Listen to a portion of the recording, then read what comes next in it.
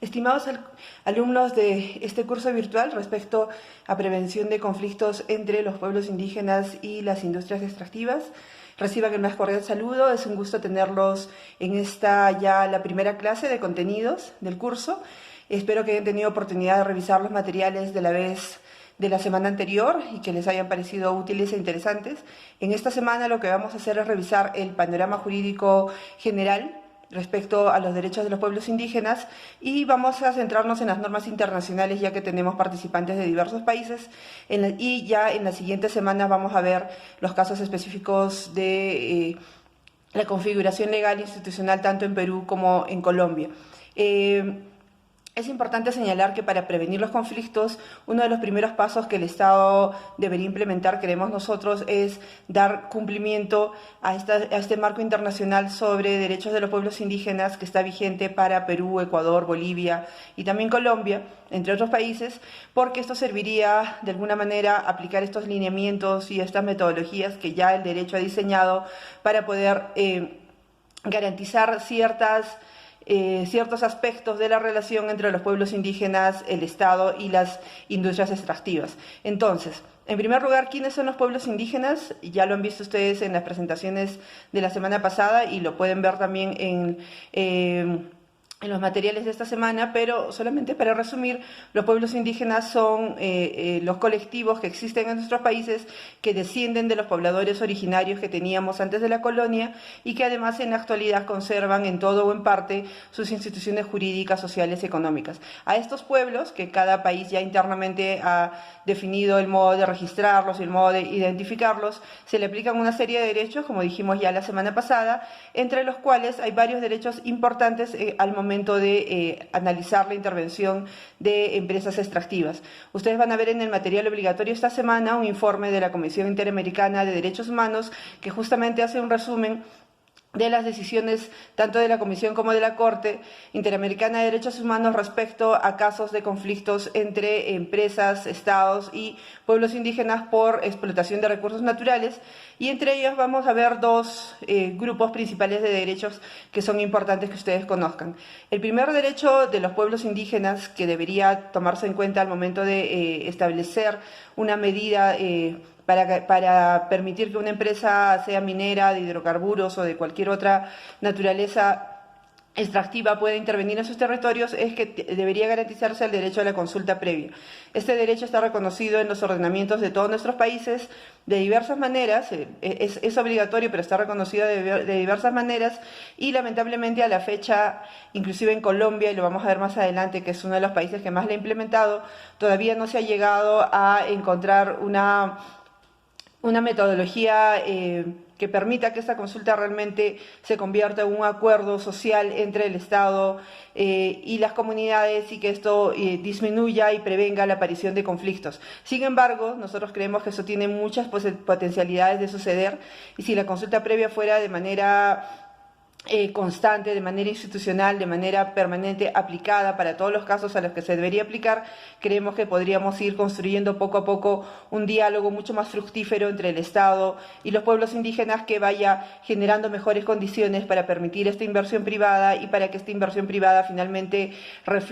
se refleje en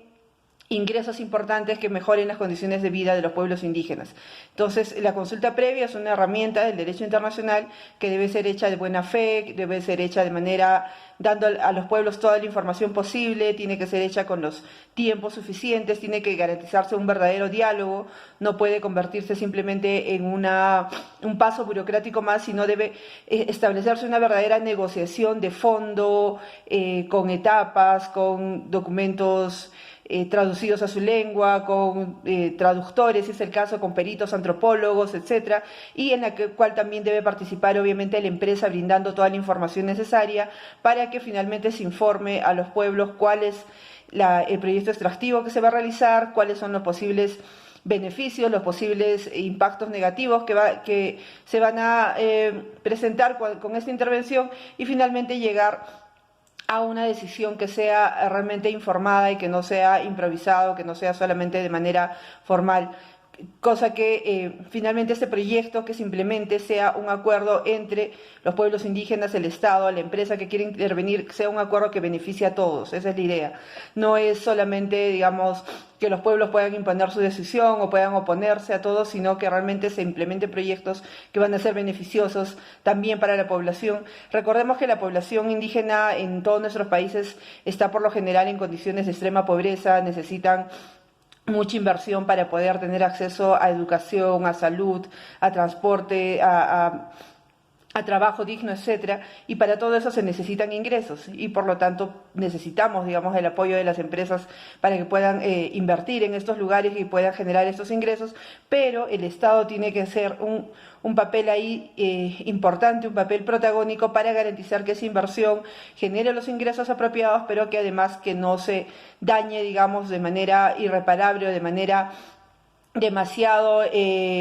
que no se dañe de manera que no valga la pena, digamos, ese daño frente a los beneficios que se va a obtener, ¿no? Esa es toda una evaluación que se debe hacer alrededor de la consulta previa, pero bueno, solamente para recordarles, ustedes en el documento van a ver con mucho más detalle en qué consiste la consulta previa, cuáles son, digamos, las fuentes legales, cuáles son los lineamientos que la Corte Interamericana y la Comisión han dado al respecto. Y el otro grupo de derechos sobre el que quería llamar su atención es los derechos que tienen los pueblos indígenas respecto a su territorio y a sus recursos naturales. El derecho internacional, entre ellos el Convenio 169 y las decisiones de la Corte, han reconocido que los pueblos indígenas tienen una relación especial con su territorio y sus recursos. Es decir, para los pueblos indígenas, el territorio sobre el cual están asentados no es solamente, como para nosotros en la sociedad occidental, un bien que podemos negociar, un bien, digamos, que nos trae beneficios, pero finalmente un objeto, un bien. Para los pueblos indígenas, en muchos casos, este territorio y esos recursos que están ubicados en el lugar donde ellos viven, tienen connotaciones espirituales, culturales, y esto lamentablemente muchas veces no se toma en cuenta en los procesos de diálogo, de consulta, y luego hay afectaciones que no se habían previsto, o reacciones, digamos, de la población que a veces son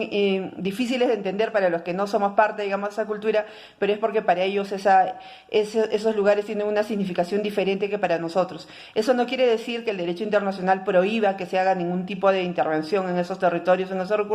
sino que lo que hace es poner ciertas condiciones que deben garantizarse, como entre ellas, por ejemplo, que tiene que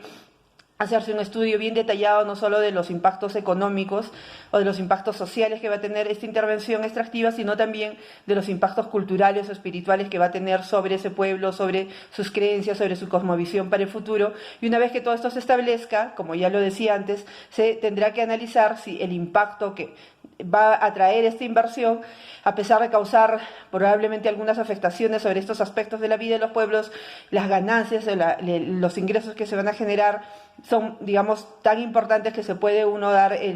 aceptar estos riesgos de los daños que se van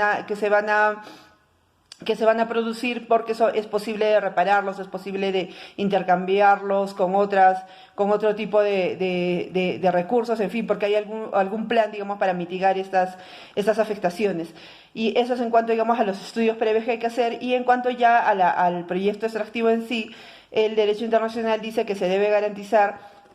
por un lado, como ya lo dijimos, la consulta previa con los pueblos y la negociación con ellos, pero además se tiene que garantizar la participación de ellos en las ganancias. Eso es algo que, por lo menos en el Perú, se ha discutido bastante respecto a algunas zonas mineras, donde lamentablemente la pobreza sigue manteniéndose, o en algunos casos inclusive ha empeorado, y es que el Estado no ha garantizado a la fecha que esos ingresos que